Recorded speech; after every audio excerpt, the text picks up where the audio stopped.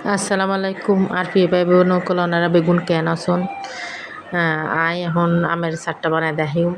আসলে আম গিনাই 1 মাস ধরে এনে শুধু সংরক্ষণ করছি ফ্রিজত আর ওর গাছে তো প্রতিদিন সকালে গুদু গুদু আম পরে কিন্তু গিনাই প্রতিদিন কুড়ো কুড়ো লই এনে কুড়ি কুড়ি নিয়ে ফ্রিজত সংরক্ষণ করে রাখি 1.5 মাস পরে আমি নামাই আজি সিদ্ধ করি বেগিন চালানো চালিয়ে এনে তারপর এগিন আমের চারটা বানাই আবার চুলত দিয়ে সিদ্ধ করছুম এর ভিতরে হাজুর রস ব্যবহার করছুম ওনারা চাইলে চিনি ব্যবহার করতে পারেন প্রয়োজন মতো বিট লবণ ব্যবহার করছি যেহেতু মিষ্টি আম এতাল্লাই মরিচ পাঁচফোড়ন কিছু ব্যবহার করতাম না আমের পিউরি কিনা সিদ্ধ হয়ে আর ঠান্ডা করে আর শ্বশুর